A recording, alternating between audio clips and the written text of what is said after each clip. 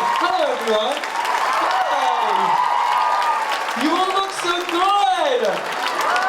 I watched a lot of you walking in. You all made a real effort. Did you all struggle with what to wear today? Are you happy with your choices? Good. You all look wonderful. Hello, dear. How are you? Test check. Yes, we're on. Hi, everybody. Are you all excited? So I just finished the book myself, and it's a really, really great read. Thanks. I will say, I found out a lot of fascinating things about you, but the thing that I love the most is you put a really good sense of humor throughout the whole book. Thanks. I'm not a very serious person. You might know this from Queer Eye. Yeah. But, did you find it, first of all, did you find it hard to crank out a memoir? Yeah. Okay, if ever you think it was, listen, if you guys, any of you ever get onto a show that becomes a thing, somebody will ask you to write a memoir. Say no. Say no. It's a lot of work. It takes over your life completely. You'll cry a lot. You have to think about things that you definitely don't want to think about anymore. It's hard. It's really, really hard. But I think to myself, good Lord, if I have to think back to my childhood to where I am today, I would forget so much stuff. You do. So you rely on your resources. So it took me about a year to write this book. I've just noticed there are a couple of kids in here, so I'm going to try so hard not to swear. Parents, I'm so sorry. Brace yourselves. Some real issues about to go down, and you're going to have to suffer through it. It's your fault for bringing your kids. But you're going to learn some stuff tonight, kids. But you're going to learn eventually anyway. You may as well hear it from me. So, hello, darling. Hi, how are ya? You look so cute. And so, yeah, it was a really hard process. It took me almost a year, and I used my resources. I talk to my mum all the time. I'm really close to my mum. Even though I live so far away from her, we FaceTime. Well, actually, we don't FaceTime. She drives me insane. She can't use it, even though I've shown her 1,000 times. We Skype, and it's a Skype call, and I had to ask her a lot. I couldn't remember what I was like as a kid. I just needed somebody to jog my memory, and most of the book was relatively easy to think about because most of it happened after the age of 17. It was the stuff that happened as a kid that I'd forgotten some of. And what I was like as a kid. And so the book starts with, it starts from the start. It's when I was a little boy. And what it was like to be raised in a family where I was a person of colour. I was raised in a very Caucasian community. There were only a few other brown people in my school. There were actually 7. And then one black person in my school. So literally 8 of us total. Out of about 400 people. That's a scary place to be in. And so I had to ask my mom, look, what was I like? Was I naughty? Was I well behaved? Was I as camp as I am now? The answer is yes, I always was. And also, what was I like when it came to clothes? How did I end up in fashion? And she made a really fair point that I'd forgotten about for a really long time. I used to change, by the time I hit your age, I'm assuming you're 7 or 8, by the time I hit that age, I was doing 7 or 8 outfit changes a day. A day. Could you imagine the laundry bill in our house? That would have been insane. I had a different outfit for everything I might do that day. Breakfast, then watching TV, then for lunch, then for playing outside, and then for high tea, and then for watching TV again. I watch a lot of TV, don't judge me. Yeah, I was constantly getting changed. I was constantly styling out at home. And that's all in the book, and there's even more detail about it, which is hysterical. It's too much. But something that you bring up is your brownness. Yeah. And ethnicity in a small town. Yeah. And one of the things I found fascinating throughout the book is, especially in your childhood, is that you were so more hyper aware of that, and that sense of discrimination, if you will, or being looked at oddly. But oddly enough, at school you always felt safe and comfortable. Yeah, here's the thing. Okay, I'm going to preface this by saying the book is really light-hearted. I play the whole time. It's fun. I promise you, you'll laugh out loud, hopefully, many, many times. But there are a couple of chapters that are actually hard to read. I wrote the book because I felt like it was my responsibility. I wanted to tell people, this is what it's like to be me. But that meant that I also wanted to include some stuff it's difficult. It's really difficult to write and it's difficult to read. And the reason why I chose to write those things is because I'm the first one on a massive platform like this who's a person of colour and is gay, or a South Asian person and is gay. And so I felt like it was my responsibility to try to tell the truth about what that's really like. And so I know I'm clearly very gay. I can't hide it, I know. However, as a kid, I couldn't really focus on that. Like, I didn't have the bandwidth to focus on that. The rest of my community was so concerned that I was brown and I was constantly being chased down for being brown. I definitely didn't have enough time to worry about being gay. It was secondary to everything else. And I didn't have problems at school because of the fact that most of the people in my school knew me. They knew the other brown kids, and they knew that we were humans. So they knew that we were people. We had hearts and souls just like everybody else. However, outside of school, that wasn't the case. And I talk about a couple of instances in particular, but when I was about 5 or 6, our school system's different to yours, better, but different. And you guys start school at, you start kindergarten I think at like 4 or 5. We start kindergarten at 3, and then we are in 2nd grade by the time we hit 5. And we graduate by the time we're 16. And so yeah, I was in school at 5, and my brother is closest to me in age, and we were in school at the same time. The others had all moved on to middle school. And so we were in school at the same time, and I would bank on the fact that at least he was there to walk with me to school. But the days that he was sick, I would panic like nothing else, and I would pretend that I was sick too. And my mum was smart, obviously. She was like, "No, I know you're not sick. Like, your brother's sick, you're not sick." But the reason I'd do that is because I knew I'd have to walk to school alone, and I'd have to walk back from school alone. And we didn't live far from school at all. It was a few streets away, so easy. I didn't have to cross the street. It was just a few streets away. But I knew that was enough time for those grown teen men to get me.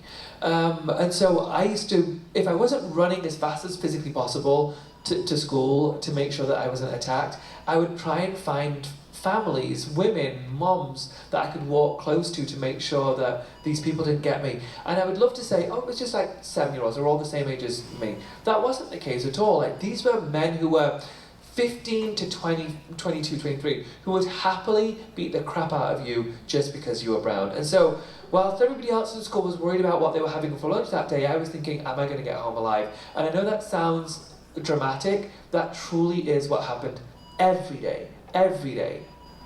Well, that's, it's interesting. As you read through the book, you mentioned it, you're like, I didn't have time to worry about my sexuality or gayness. That was one of the things I found so fascinating, was this issue of your skin color in this environment was so heightened that you were almost naive to your attraction to other people. It was. I remember reading something about how you were like, you were shocked to find out that like a guy took his shirt off and that you thought they were attractive. See, I was always aware of the fact that I was attracted to the same sex, but I didn't put a word to it. And yeah, I was focusing so much on being brown that I wasn't really thinking, oh, this is what it means to be gay. I was just very matter of fact about it. When I was young, there was a situation that I write in the book where my sisters were talking about this. We used to watch a lot of Bollywood. So we call regular TV white TV. But my mum used to call it white TV, and so we started calling it white TV. And then we'd watch South Asian TV, which is usually Bollywood. And so we'd watch these Bollywood movies, and there was this really handsome, muscular actor that my sisters were obsessed with, and they were saying, oh gosh, one day I'm going to marry him. And I stupidly said at the age of 8 or 9, I'm going to marry him too. And they were like, no, bitch, no, you're not. That's definitely not how the world works. And I remember for the first time thinking, oh crap, I didn't realise that I wasn't allowed to marry a man. I was so matter of fact about it because, yeah, as I said, I was so focused on that other thing, this thing, that I didn't stop to think, well, if I'm attracted to men, I'm going to marry a man. That's just the way the world is. It wasn't until I hit 13 and I then had somebody at school that I thought was really handsome. And then I remember thinking, oh gosh, there's no way that that's allowed to happen. The world definitely doesn't work that way. It's fascinating. Like, I know I myself growing up, I was very aware, like I was attracted to the same sex. Yeah. And so much so my parents were like, oh, we love you, we gotta send you away to an art school. Which was great, and I was very proud to do it. But you know, your parents sent you to live and work with your grandparents? Yeah, so you made it sound like I was, it was child labor. It was not. So no, it wasn't because I was gay, it was just every summer I would go to a different city, which is where my grandparents lived. Loads of my cousins lived there, and so I would go to their home. And my granddad owned this factory where he made denim for Disney. And if you're a kid and you know that you have access to all this Disney product, like, you're going to make that your second home. And so I did, and so I learned very early on how to make clothes, and I would see this bolt of fabric on one side of the factory, and then by the end of 20 minutes, it was turned into a full-on garment, and I was fascinated by it. And so I started getting when I was about 7 or 8, and then by 13, I'd learned so much that legit I could make a full, you've seen a denim jacket, you know how complicated that is. I could make it one hundy, as if it had come from a grown-up who'd been doing it for 25 years. That's how skilled I was at a sewing machine, and that's how upset my parents were. That their son couldn't play football, but he could make a dress like no one else. That's awesome. And so you'd say it's kind of probably where you got your spark, if you will, for fashion, right? Yeah, at that point, so I told my mum once that I wanted to be a machinist. I was like, oh my god, this is the most glamorous job in the world. They must get paid a fortune because they're making the clothes that everyone's making. And my mum was like, you're not going to be a seamstress. I was like, no, I want to be a machinist. Like, that it must pay super well. She's like, no, those people are broke. You don't get to do that for work. You get to do one of two things. You get to be a doctor or a lawyer. And I was thinking, how am I going to get out of this one? And so let me tell you how I did. So, I want to be able to see you at the back, because I'm going to tell you for the first time that you probably heard this from somebody in the media. Sometimes it's okay to lie. So I get up a lot. You'll get used to this. So I was in school. My parents told me you've got one of two options: doctor or lawyer. If you're going to suck at life, maybe an engineer. Which, that's not how I feel, but that's how they felt. They were like, if you really want to disappoint us, maybe go for engineer. But really, doctor or lawyer. I don't know why brown people feel this, but apparently they're the only respectable jobs in this world.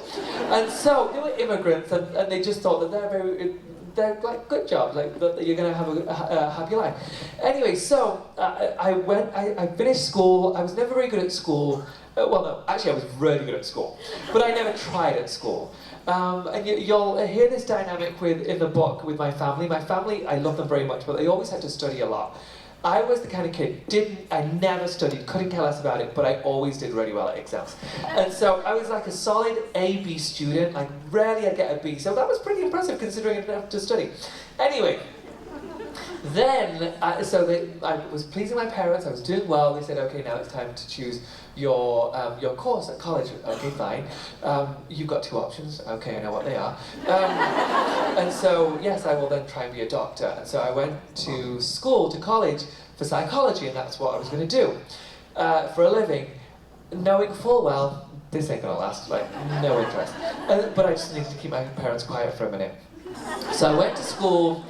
About 6 months in, hated it. For any of you who are studying psychology, well done you. You're a lot smarter than I am. I found it impossible and such a bore. And so, what I did was this. I dropped out, did not tell my parents. I signed up for fashion college, continued to go to fashion college. About to graduate fashion college. Mom, do you want to come with me to my graduation? Sure, of course, I'd love to. Great, get in the car, let's do this. As we were on the way to my graduation, I was like, hey, tricked you, bitch. I'm not. This guy's not going to be a doctor. He's going to be fabulous instead.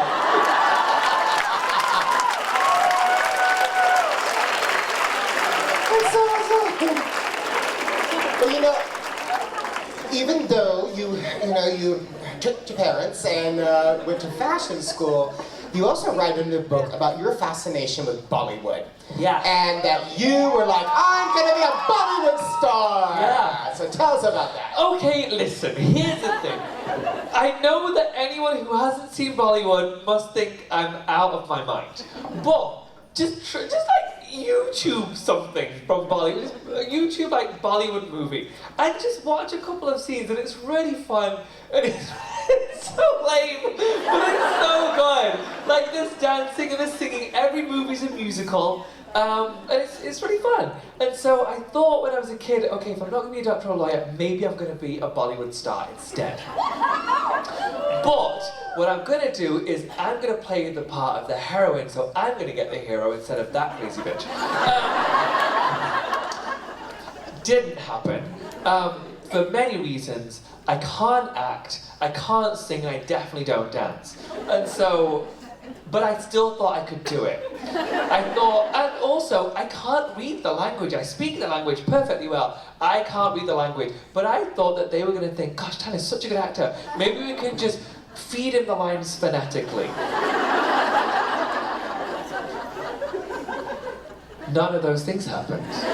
However, I would like to believe that with how popular Queer Eye became, there might be a Bollywood director in the audience who might want to say, hey Tan, do you want to do like a walk-on part in one of our movies? Well, I was going to ask, maybe it would happen now. I don't want to put that out into the world enough, and then finally I can say to my mum, see, I told you I'd do it eventually. Yeah. So, you know... Give me 2 years. And I'll post it on my Instagram, I'm like, look, see, I told you I'd do this. I'd do it for free. And you have all the dance moves down. I have all the dance moves down now. Because there's a certain regime of dance moves. No, listen, if you, okay, you've all seen Queer Eye, right? You've all seen Queer Eye, okay. God, you're a quiet audience, you guys. Come on, look alive. Of course you've seen Queer Eye, it's wonderful. Season 1, episode 2 or 3. I don't remember them. I love this, but this is one of my favourites. It's the one with Neil Reddy, the guy with the beard. Okay. I told the boys Bollywood dance moves, so clearly I can dance. Do you remember these dance moves?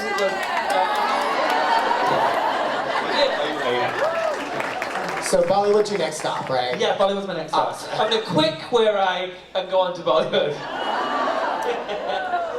All right, so you graduate from school, you're ready to enter the workforce. One of the things that the book kind of points out is you did a lot of jobs. Oh, I was a shitty employee. Shitty employee. Listen, you shouldn't ever hire me. I will quit, and I will take your business down with me. Between the ages of 17, 18-ish, and 23, I quit 24 jobs. Ew, no. And what did your mother say? I didn't tell her about most of them. You know how on your resume you only had like 3? That's what I did with my mom. But I gaspall you on, I managed to get 24 jobs. Like, that's impressive. Okay, I can't keep a job, but I can get a job like no one else. I dressed a certain way, I spoke a certain way, and so I'd go for the interview and they'd be like, oh my gosh, who's this director who's come to interview us? I'd be like, no, I'm interviewing for the same job as you. You just chose to dress that way and I dressed this way. And so give me the job, and so they give me the job. And so I got 24 jobs, I quit them all in the worst way. Almost everyone. So here's the thing. If you know me at all from Queer Eye, I am resolute. If I know I can do something, if I know I can't do something, I know it very quickly. I know my mind very well, I know myself very well. And so, every now and then, probably 20 out of 24, I would go in at the start of my day, and about 2 hours in I'd think, oh, these people are the worst. I can't possibly work here. And so, I would go over to my manager and say, oh, I would really like to take an early lunch break. First day I would ask for an early lunch break. I would take my early lunch break and never come back. Would I tell anyone I was doing that? No. Do I think you should do it? Absolutely not. You're right to have your mouth open like that, young lady. Because it's the worst. Do not, this is not a self-help book. Do not do what I do.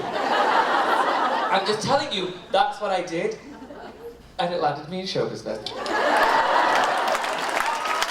So which of those 24 was the absolute worst that you were like, 5 minutes, I'm out? Easy. This one, it was 20 seconds in, I was like, holy shit, what have I done? So I got this job. You cover her ears, my God. So okay, so there was this one job in particular. I don't know if you have this here in like the shopping areas, but the people that stop you whilst you're in a mall. Okay, the job paid really well. Like, so here's the thing. What you do is you stop the person in the mall and say, oh my gosh, look how cute your hair is. That's how you hook them in. And then you say, have you ever considered a spa treatment? Normally a spa treatment is £150, and today only it's £75. And you would convince them to sign up for a spa treatment, and you would tell them to invite their best friend. It was like a 2-for-1 kind of deal. And within about 20 seconds I was like, this is the worst. I can't stop and talk to randos, that's crazy. I had just seen the money that was involved initially. I was like, oh, imagine all the shoes I could buy with that. But the actual job I wasn't willing to do. And so yeah, after about 10 minutes I was like, oh gosh, I'm starving, aren't you starving? I'll go and get us a snack. I never came back with a snack. I was like, you seem like lunch.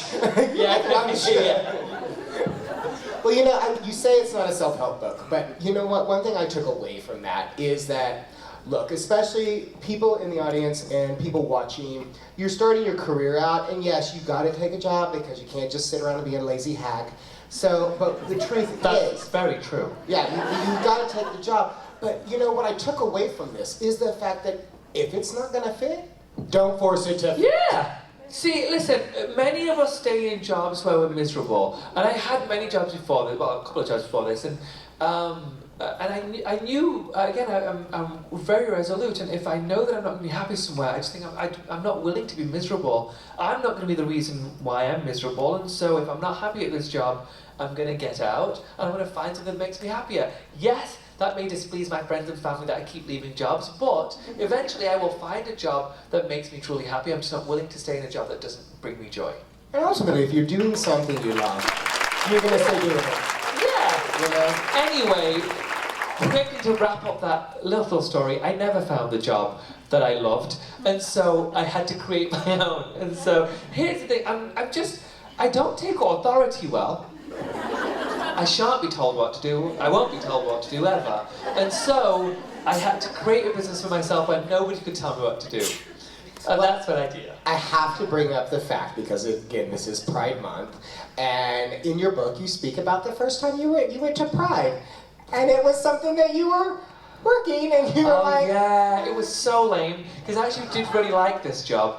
And I really liked the people that I was working for, but it was my first Pride, and I was working as a barman in a bar. I didn't know how to make these drinks. I didn't drink alcohol, and so I was the highest tip earner because dudes would come up to the bar, and it was a very nice bar. It was a wine bar. But they would also do fancy cocktails, and so dudes would come up to the bar and they'd say, "I want name a cocktail. I don't know what a drink." Manhattan. Did somebody say old-fashioned? Old-fashioned. I have literally no idea what that is. I'd like an old-fashioned, and I'd be like, wonderful. How would you like me to make this? And so they would basically make it themselves. I would just pour it, and I didn't know how much was meant to go in, so I would give them extra. Anyway, I earned more tips than anyone has ever earned at that bar.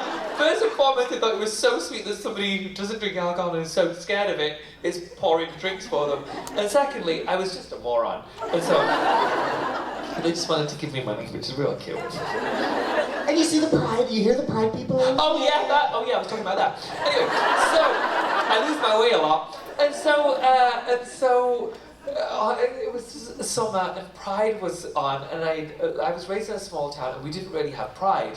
And we were very proud, but we just didn't have a Pride parade. And so so Pride was hitting, and I had a bunch of friends, and they came into the bar and they were like, "Why on earth are you working? It's Pride. You've never had Pride. You've never been on to a Pride parade before." And Pride in Manchester is bananas. It's packed. Kylie Minogue's performing. Like it's just like it's legit. She might not be famous here, but she's like our version of Britney. It's huge. So it's a really big deal. And so they're like, "You've got it. Like you've got to quit." No, I can't quit. Just quit. Okay, sure. 2 sentences deep, I was like, yeah, sure. And so I turned to my manager and was like, "I know you're going to hate me, and I'm so sorry, but I jumped over the bar and I had the best time of my life." You're going to hate me, but it's fine. Fine. That's why I like that we actually have a whole month. There's a fabulous meme going around on Facebook, and it's this guy at a copier, and he's like, "Move, it's Pride Month, I'm gay." I know, I love it. I'm sorry, I love it so much. I love that. All right, let's talk a little bit about travel. So your first real adventure, I think it was the ripe old age of 17, you hopped on a flight. Oh no, do you remember when I told you it's okay to lie? That's a common theme in my book. If you are a parent, don't let your children read this book. No, really, it's so positive, this book. There are just and you will learn from me. That's how it's a self-help book. Like, you learn from my mistakes. But one of those things was, it was a small town. It's called South Yorkshire.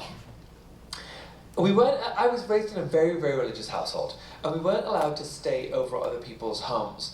We weren't allowed friends outside of school hours. When we weren't at school, we would go to hi, I don't know why I just wanted to smile at you real quick. I try not to make too much eye contact because they don't get very distracted and say, "Hey, what's going on?"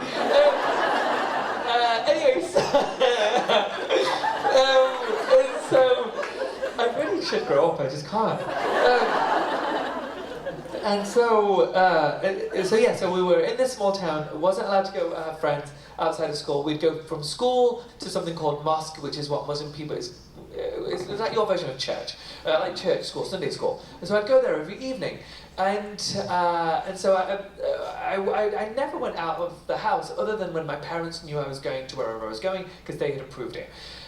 Then I turned 17, or was about to turn 17, and because I was such a good boy, which meant I lied really well, and they had no idea what I was doing. But they raped my father passed away when I was 13, but by the time I was 17, my mum thought I was such a good boy, but she just was really gullible, which is lovely for me. And so she really thought I was so innocent. And so I said, "Listen, Mum, I've never asked to go anywhere before. Can I go to my friend's house across town?" She knew this friend well, and this friend seemed responsible also, but also a great liar. And so she said, yeah, of course. It's 5 days. All I'm asking you for is 5 days. Sure, no big deal. Instead of going across town 20 minutes away, I flew to New York. Yeah, 17.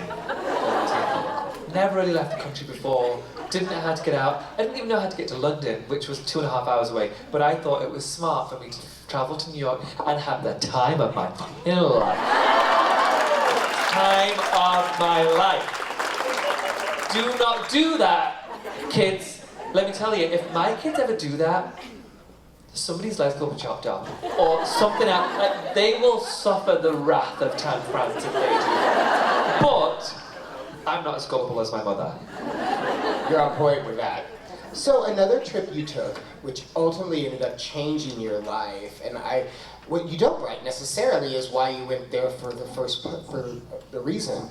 But the first time you went to Salt Lake City, you end up meeting somebody that's gonna completely change your life. Yeah. Okay. Well, I'm glad you're happy about that, because I'm very happily married. I love my husband very much. His name is Robert France. My husband is the original France. I took his name. Okay, so when I was 23, I was in New York. Actually, 22. Excuse me as I belch. I was 22, living in New York for a short time, and my housemate was from Salt Lake City.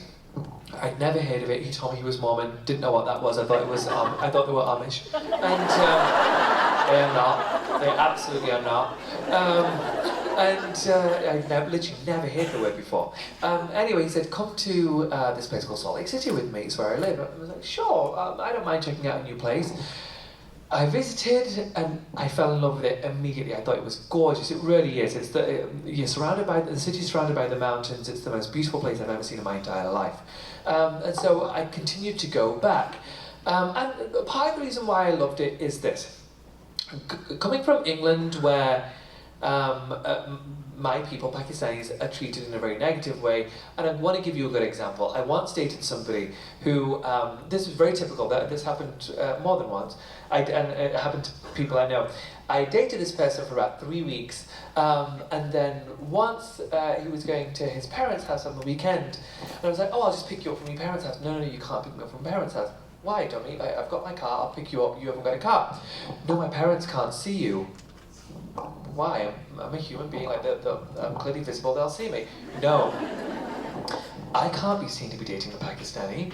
I was like, "Oh, is that a real thing?" They're like, "Yeah, no, that's not okay. Like, no, there's one thing we are told when we're younger: date anyone you want, you just cannot bring a Pakistani home." I'm like, wonderful.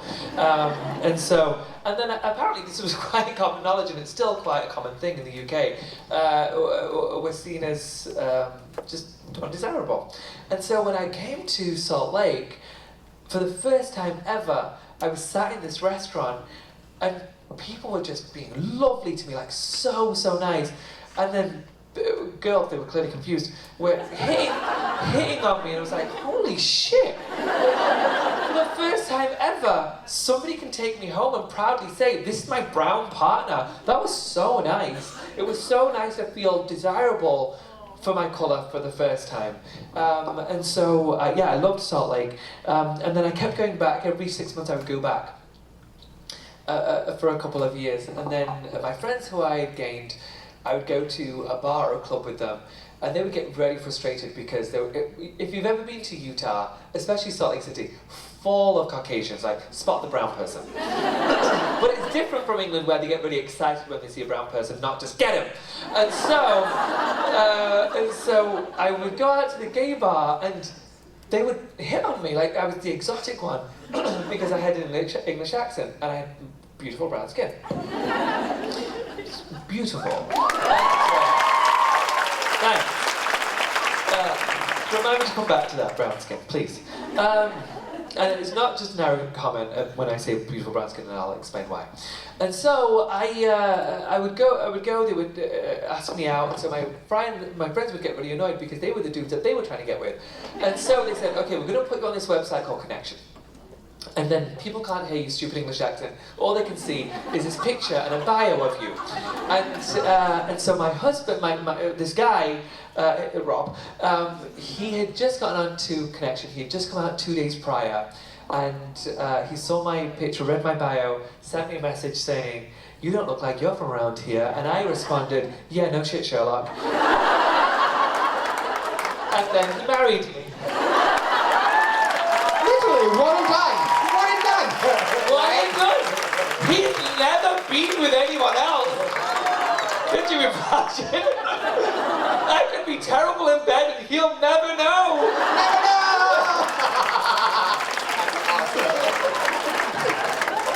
Oh, sorry, that makes me so happy. So happy. So it makes me so happy. It's so easy. I mean, seriously, didn't date for over a decade, and I finally found somebody I'm dating, and it's like Isn't amazing. it so nice? It's so nice. And like mid-40s, it's all working out fine now. All the BS I don't have to deal with anymore. Oh, yes. So, you go back and forth with Salt Lake because of your beloved. And you learn a lot about, the Mormon people and the culture there, and you ultimately end up coming up with a fantastic swimwear line. Yeah. So I wanted to. So I started working for a Mormon company, a modest clothing company is what they call it, and this the clothing covers certain parts of their body, but it was there were a couple of brands that were catering to this audience. And I thought, oh, it's just dowdy. Like, there's these girls that they want to look hot, like they want to look cool, they want to look young and fresh, and all of those things. But the only options for them that are modest, grandma clothes. No offense to any grandmas. Even grandmas shouldn't be in grandma clothes. And so I saw these clothes and I thought, oh my gosh, these are fugly. I can do better. And so I created a brand that made just really nice clothes, cool clothes, that would be good anywhere in the world. They just so happen to cover these women's bodies in a certain way. And I don't understand why nobody had ever thought of that. Like, they still want to feel sexy, they just don't want to show everything. And so it became quite successful. There were a couple of hard years, really, really hard years. But the business became really successful. And then I was in a position to create 2 more businesses. And thankfully things went super well. There were some very hard times that I write in the book about a really hard time when I had just taken on too much. The businesses became very, very successful. And too successful, where the more successful your businesses get, the more stressful they become, but it got to the point where I honestly couldn't handle it anymore, and I went through a bout of real depression.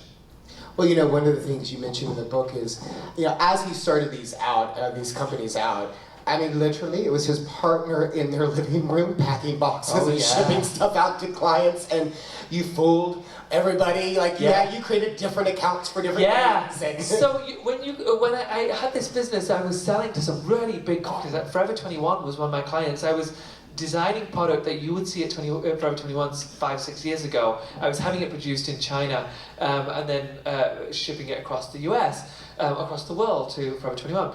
But in order for Forever 21 to order from me and have me as their main, supplier, they had to believe that I was a big company, they needed to trust me. But it was just me, out of my apartment. My husband would help with shipping. So I created all these accounts. I was Avery and Chris and Jen and Genoa and if they ever asked to speak to any of them, we were like, no, we need to have a paper trail, so all we can do is email. I had a full team of staff for the first 3 years when really it was just me. That was the only way I could do it, and it worked. And that's fascinating. You're actually correct. There's a little saying we have in the U.S.: "Mo money, mo problems." Yeah. Oh yeah. And it was legit. Like, the bigger it got, the more stressful it got. And it was a really hard time of my life, and so I never set out to be the richest person. I just wanted to be able to provide for my husband and my future children. I want to have a really big family. I want 6 children. I've lived in Utah for a very long time, and I like a big family. I have settled. My husband refuses. He said the maximum we can have is 4, and so I will have my 4 and then kill him and then have 2 more.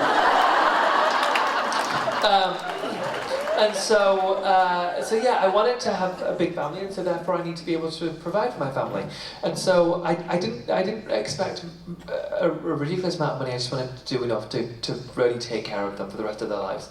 And I had gotten to that point, and so it wasn't worth the stress anymore, and so I decided to retire. I sold my businesses, and I retired at 33. And believe it or not, it's like that's a perfect thing to do. Like, if you have been working so hard, so long, and you're stressed out, and like you said, you went through a little bit of depression and sadness, you get to a point where you're just like, enough is enough. The money's great, but I don't want to do this anymore. I wanted to be happy again. Yeah. Right. So you make that conscious decision, and you were like, "This is what's happening. I'm going to sell these companies, and I'm going to chill for a couple of years. I'm going to travel with my husband, and then I'm going to have my children and raise them. I'm going to be a stay-at-home dad. And I thought, I've worked so hard my entire life. Now is my time to chill. And then instead, Netflix called and said, "Hey, can we get you to work harder than you've ever worked in your entire life?" Yeah, that sounds great. That's exactly what I was planning to do. I don't need a break. And yeah, you were. I think I read in your book you were like by a pool or Las Vegas, or you were like, what? What's Okay, going on? real story. Legit story. I was in Vegas. We had just retired. A few days in, we decided to go to Vegas. I'm not a gambler. I'm not a drinker. I'm not a clubber. I just like Vegas. Shopping's good. I can find food that I like, and it's warm always. And it was winter. I think it was like January, very late January, and no, it was February. I lie. We were in Vegas for a few days, and I got a call from a friend of a friend who works in the casting department at Netflix, and he as a duo had seen my Instagram stories for a couple of years with my brands. And they had seen my announcement a week prior saying, "I'm retiring, peace out, like I'm gonna find me on the beach somewhere, like I'm chilling." And they said, "Okay, so you're clearly free and available." I was like, "For what?" "Well, we think that you should be the star of this new show called Queer Eye." And I was like, "Hell no. No thanks." Yes, when I was a kid I was deluded. I thought I was going to be a Bollywood star. But I didn't actually, now in my 30s, I didn't ever think I wanted to be in show business. I was over that. I'd made my money. I was chilling. And then my husband, so I thought on it for a few hours. My husband was like, "Just take the call. All they're asking for is for you to speak to them on Skype." And I was like, "Nah, I'm not going to get the job. They're never going to give me the job." Apparently there had been thousands upon thousands of people who'd applied. They've been looking for my category for about 6 months. And so I was like, "They're not going to give me the job. I'm not wasting my time. I'm on vacation with you." And he was like, "Listen, you have gone on and on about two things. You have no gay friends because I've worked so hard all those years. I didn't have time to make new friends, so I didn't have any gay friends. And secondly, I moaned that there's enough my people on TV, and I always felt so alone as a kid, thinking there mustn't be any gay South Asian men because they're nowhere to be seen. I must be one of the very few, and that's got to be wrong." And so he said, "Look, you will get to be that for every other brown person that ever has felt so alone." I was like, "I fucking hate it when you're right." He's so rarely right, you guys. I am like 99.9% right and everything, and then he just got that one. And so I said, "Okay, I'll take this call." Took the call, it went really well. It was meant to be 20 minutes, it took 2 hours of my time. I was very frustrated. But they said, "Look, you're our favourite so far." And I think it was because I didn't give a Like I didn't need the job, didn't think I wanted the job, I was just trying to be nice. And so they said, "Will you come out for this audition? It's a live audition, there's 42 other men, and it's a 3-day thing." And I was like, "Absolutely not, I will not go. I am enjoying my retirement, thank you very much." Husband again was like, "Go, you'll make friends, there's 42 gay men, you're very sociable, you'll make friends." "Fine, I'll go find some gays." Wonderful. So turned up at the audition, did everything that was asked. It wasn't nervous at all because I didn't care. I was going to find my gays, and I did. I found 4 gays, and thus created the Fab Five. Yeah. No, it wasn't those. It wasn't the ones you know. It was the other ones. They forced me to be friends with these guys. It was those idiots. And the first day, actually, I got to know these idiots, and I was like, "God, I really like those two." So it was Cramo and Bobby first, and then the next day it was Jonathan, and then a few hours later it was Anthony. And so we were getting along really, really well. And by the end of the 3-day process, it's called a chemistry test. After 3 days, we were all sent home. All the boys were sent home, and Bobby created this text group called Fab Five. And we said, even if we don't get the job, doesn't matter. Like, we're going to be friends for sure. We're going to be friends. We got along so well, so it was fine. And then we waited for 5 days. Finally got the call, and they called and said, "All right, you've got the job." And I was like, oh shit. I don't want the job. I got my gaze and now I'm done. Kind of. I said, oh shit, actually I puked, legit puked. I was like, oh my god, I'm gonna barf! And I barfed. And so I puked, and then we spoke a little longer. And then it was official, I got the job. And then I spoke to them a few days later saying, I don't want the job, I'm so sorry, I really don't want the job, please give it to somebody else. And they were like, is there anything we can do to convince you? I was like, no, thank you, I'm done. Anyway, they did obviously convince me. And so I went, I started working on Queer Eye, and then I tried to quit every week for 3 weeks. And it got, because I quit. But let me tell you why. I come from a family that didn't take photos. So there's that picture of me as a boy. That's the only photo you'll see of me before like the age of 23, 24. We don't need to have photos taken. But when you are that person that doesn't really have photos taken, and then one day you step on set and they say, okay, there's 7 cameras and then there's 36 crew, and Tan, you're on your own for the first scene. I was like, oh great, wonderful. You've never done this before? Never done it before, thanks. Well then, could you lead the scene? Sure. Can you give me 20 seconds? I'm going to cry real hard in the bathroom and then come back. And I did that every couple of hours for the first 3 weeks. Nobody ever knew. Do you know why? I got a jade roller. Jade roller, jade roller. Like, cry real hard in the bathroom, get your jade roller, get some puffiness away, then you go right back on set, nobody will ever know. And so I did that for about 3 weeks, and then finally, about 11:30 at night, I went down to the executive producer's apartment. We all live in the same apartment building. I went to his apartment and I said, hey, listen, I like legit, I'm quitting. I booked my flight home. This was season 1, we were in Atlanta. I booked my flight home, I'm leaving in the morning. I won't sue you if you don't sue me. He was like, what the hell are you talking about? I was like, you can't scare me, I've got money too, I can hire lawyers. And he's like, we're not going to sue you, don't go, you idiot. And I was like, oh right. And so he wanted to know why I wanted to quit, and it's because I was intimidated. Like I was so new, I didn't think I could do it, and I really thought that I was ruining the show. The other boys, thanks. But I didn't say it for that reason. Honestly, I really did think I was ruining the show. The other boys, they're very American. And you guys know how to turn it on like no one else. Like no other country does it like Americans do it. I love it. But you just do you do energy really well. Like you're just jolly people. And so I didn't know how to do that. And so all I knew was how to be myself. And so the other boys, I'd watch them, and they would like this in the daytime, but then as soon as the cameras were on, they'd give it full-on jazz hands. And so I said, look, I can't keep up with them, I can't do that version of energy, all I know how to be is British. And then he was like, well, that's why we hired you, you're everything we hoped you'd be, you are our international one, like you're not the same as the others, and that is a good thing, don't see that as a negative. And so we spent a few hours talking about why I was so nervous about it all, and why I was thinking I was less than, and he showed me that the things that I thought were negatives were actually my greatest strengths on the show, and so I agreed to stay. And it's interesting.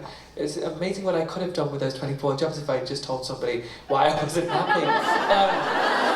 Because all I did was I was vulnerable and I was open, and I said, listen, I'm struggling and I don't think I'm good at this, and I need help. And that's the thing that changed it for me. The next day I turned up on set and I was ready to go. And now, as you can see, I ain't concerned at all. It's a success. So there's so much more in the book about the process and what he goes through the filming aspect of this, as well as being nominated for an Emmy and being, getting to meet celebrities and all this Winning 3 Emmys! About that. But I want to move on to a few things. I'm going to let you read the book to find out all that information. Let me tell them about the real clip notes. Okay, quick. Still my show. The book. Okay, the book. You all get a copy anyway, so it's not like I'm preaching to to you to buy the book because you've got it. So what I'm going to say is that I worked so hard on this book. If you the Queer Eye's between 42 and 44 minutes each episode. There are 5 of us. There's also a hero. We're focusing on the hero. It's not about us. I didn't ever get a chance to tell my story in a way that I would like to, and my kind of story isn't told. I've heard the other stories before. You don't really hear what it's like to truly feel the way we feel in my community. Even if you're not a part of the people of colour community, please read this book. I need you to read it, even though you are clearly all liberal. You're here for a reason. Like you clearly don't hate the brown gays. But I want you to read it so you can explain to other people who might, in your family, might say racist things, who might say homophobic things. I need, please, just read it, especially the first chapter, and understand, please, what it feels like. I'm more honest than I've ever been in my entire life. It was very hard to write for that reason.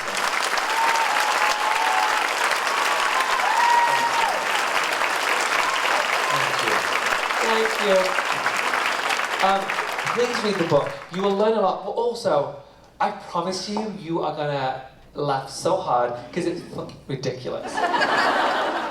Alright, so to get you comfortable on some of these direct questions, I just want to do a few rapid fire, which are... Are these audience questions? Well, we're getting to them. Okay. To get you comfortable, do a rapid fire, you just give me the first word response you have. Oh, God. Ready?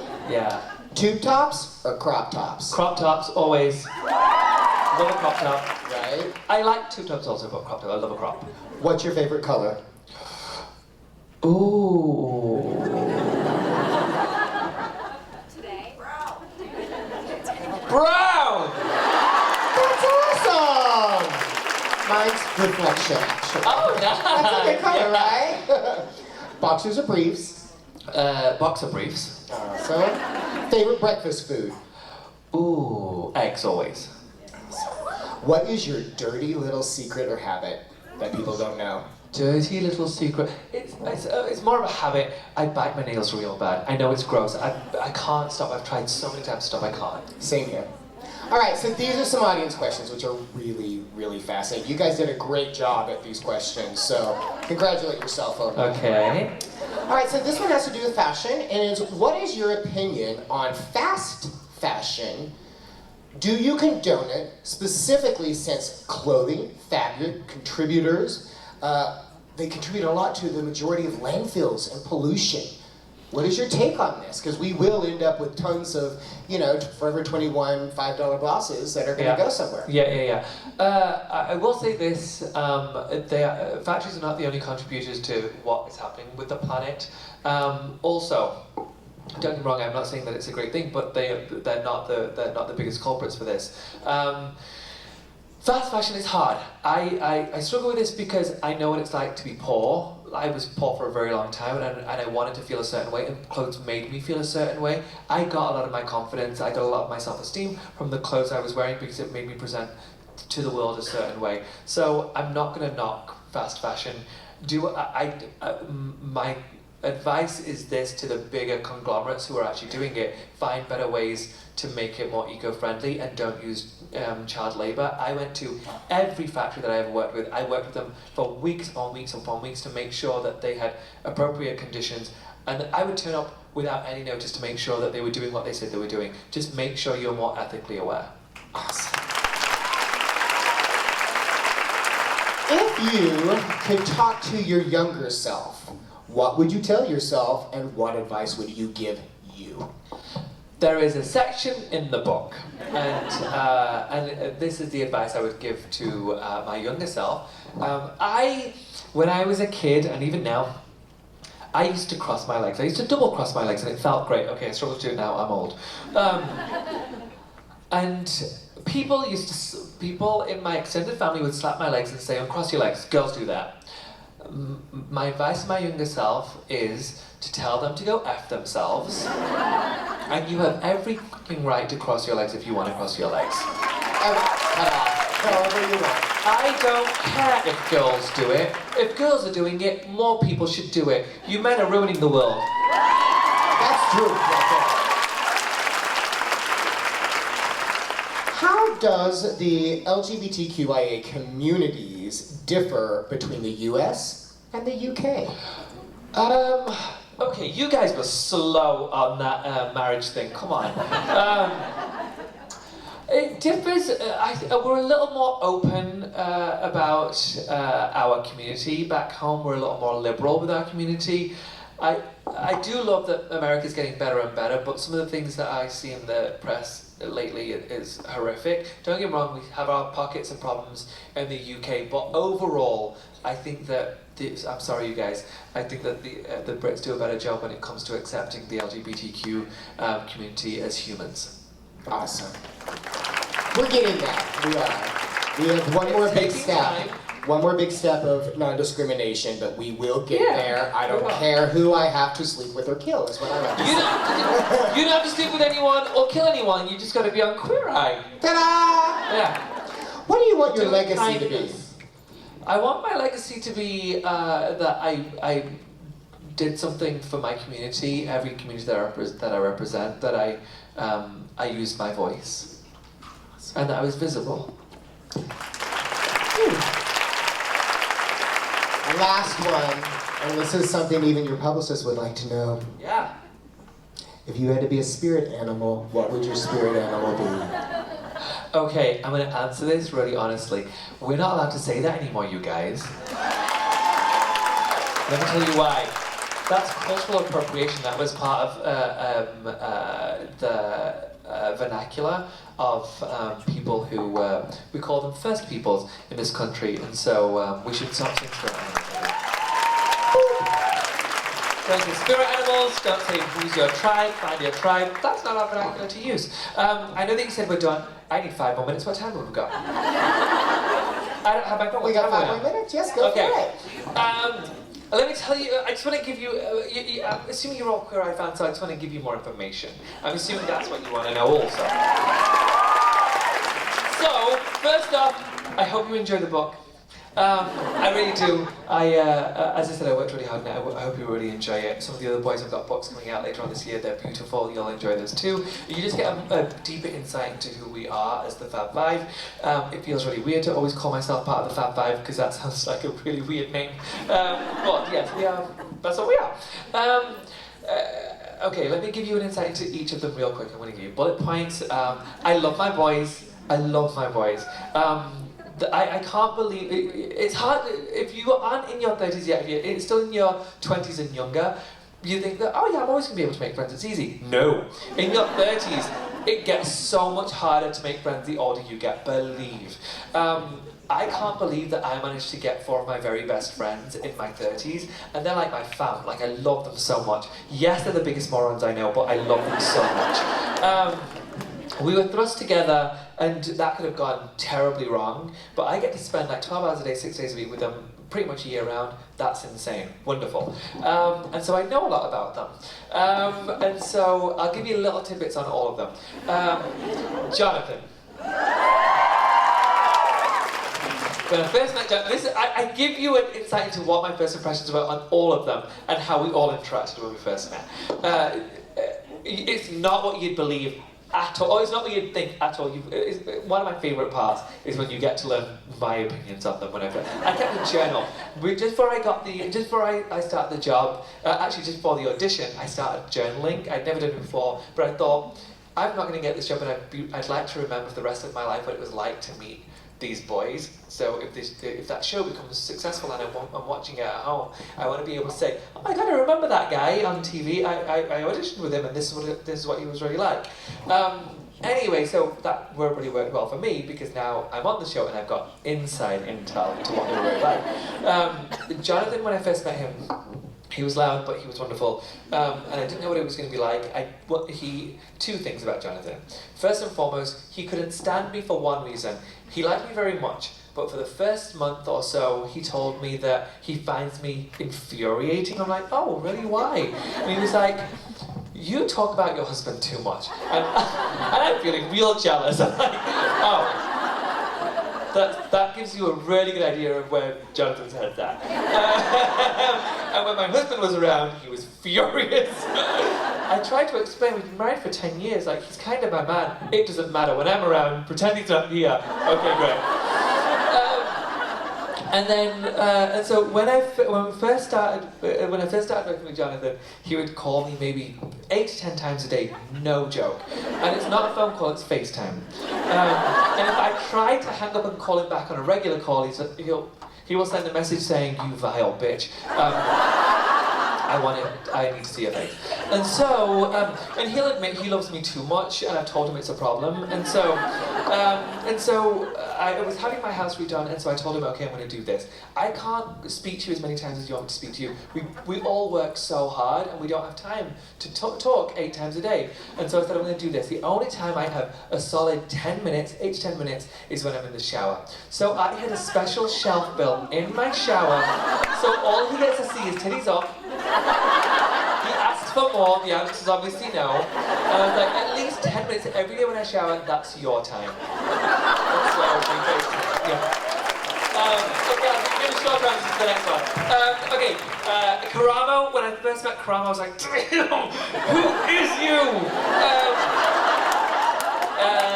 And then Karamo can sleep standing up. No joke, fully. Half of the show that you will see, 5 seconds before, he was... And I would nudge him, Karamo, it's time. Okay, tell me about yourself. Like, he was asleep 5 seconds ago. Karamo. Bobby's the mum of the group. Bobby gets... he makes sure that we're always on time. If it wasn't for Bobby, there would not be a Queer Eye show. He drives us to work every day. We all live in the same building, so we all go in his car. He's got the biggest car. And so, yeah, he'll drive us to work every day, and if we're late, he'll start calling us saying, "Bitch, where are you?" And it's actually, by that I mean, he calls Jonathan every morning saying, "Bitch, where are you?" The rest of us are in the car waiting. Jonathan is literally 14, 15 minutes late every day. Almost done. One other thing about Bobby. That boy can drink like no one else. He says he doesn't drink a lot, but he drinks. And he can go to bed at like 4 o'clock in the morning and be up at 7 o'clock looking like a fresh daisy. I don't know how he does it. Shocking. And then Anthony. My little ant. So he's kind of like your boo thing on the show. Yeah, him and I, we have the most beautiful friendship. Because him and I are the only ones who don't drink, so we did not like each other when we first met, and you'll learn about this in the book. For the first few weeks, we did not like each other. Just because I thought he was too sweet, he thought I was too sweet. And then we realised, and that was not going to work for me. I needed somebody who I could bitch with at the end of the night.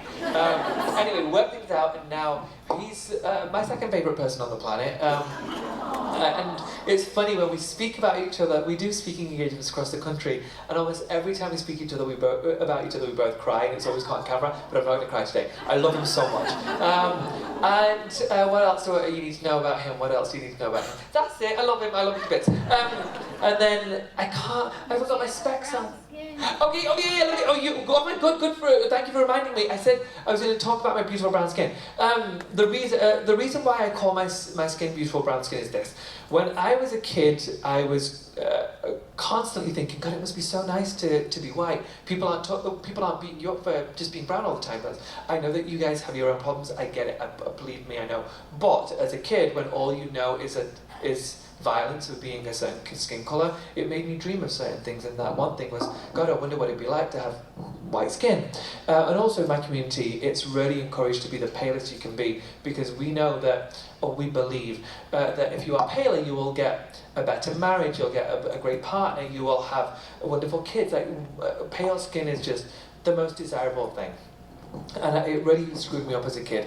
And it took me a really long time to finally look at my skin and think, it's beautiful, like it's absolutely beautiful. I spent so much of my life trying to hide it and pretend and do all I could to say that I can be beautiful too with brown skin, and I was always making excuses for it. But now, when you see me post on my Instagram, and it's very rare I'll post a shirtless pic, but if you'll see like here, my shoulders and stuff that's naked, bare, I will usually comment about how beautiful my brown skin is. It's because I want to make it very clear to any brown person that's looking at my Instagram, yes, I'm not as pale as my extended family might want me to be, but my skin is fucking beautiful.